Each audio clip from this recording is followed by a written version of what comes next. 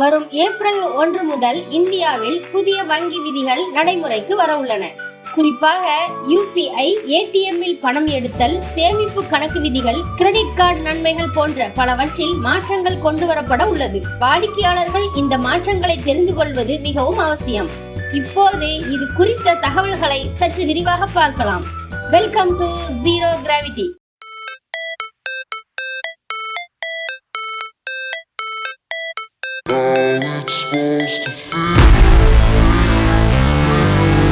Zero Gravity.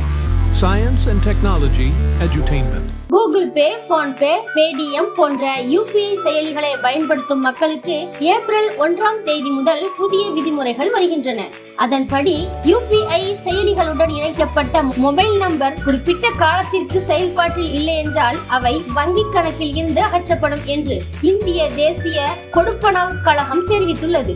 இத பத்தின முழு விபரத்தை நாங்க இன்னொரு காணொலியில சொல்லியிருக்கோம். அதை பத்தின விபரத்தை நீங்க தெரிஞ்சுக்கணும்னா மேல கொடுக்கப்பட்ட லிங்கை கிளிக் பண்ணி அந்த வீடியோவை பாருங்க. இரண்டாவதா, சேமிப்பு கணக்குல சில மாற்றங்களை கொண்டு வந்திருக்காங்க. அதை பத்தி பார்ப்போம். வரும் ஏப்ரல் 1 முதல் சேமிப்பு கணக்கில் குறைந்தபட்ச இருப்பு தொகை முந்தையதை விட அதிகமாக இருக்க வேண்டும் என்று கூறப்படுகிறது. அதுவும் குறைந்தபட்ச இருப்பு தேவையானது நகர்ப்புறம் மற்றும் கிராமப்புறங்களை பொறுத்து மாறுபடும் என்று கூறப்படுகிறது. எனவே சேமிப்பு கணக்கில் குறைந்தபட்ச இருப்பு தொகை பராமரிக்கப்பட வேண்டும். வாடிக்கையாளர்கள் அவ்வாறு செய்ய தவறினால் அவர்கள் அபராதத்தை சந்திக்க நேரிடும். அடுத்ததா, நம்ம ஆன்லைன் பேங்கிங்ல கொண்டு வந்த மாற்றத்தை பத்தி இப்ப பார்க்கலாம்.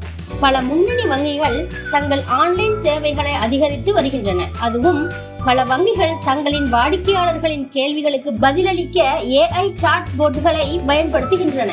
பின்பு டிஜிட்டல் பரிவர்த்தனைகளை மிகவும் பாதுகாப்பானதாக்க பயோமெட்ரிக் வெரிஃபிகேஷன் மற்றும் 2 ஃபேக்டர் ஆத்தென்டிகேஷன் போன்ற பாதுகாப்பு நடவடிக்கைகளும் பலப்படுத்தப்படுகின்றன.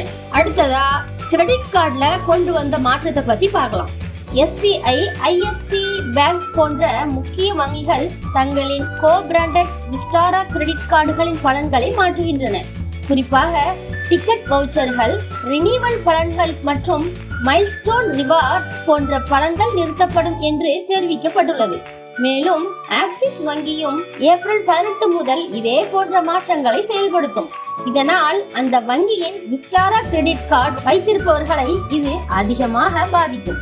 அடுத்ததா, ATM இல் கொண்டு வந்த மாற்றங்களை பத்தி பார்ப்போம். சமீபத்தில் வெளியான தகவலின்படி ATM பயன்படுத்தும் வாடிக்கையாளர்கள் இனி கூடுதல் கட்டணம் செலுத்த வேண்டும். ஆனால் இந்த புதிய விதி மே 1 முதல் அமலுக்கு வரும் என்று தெரிவிக்கப்பட்டுள்ளது.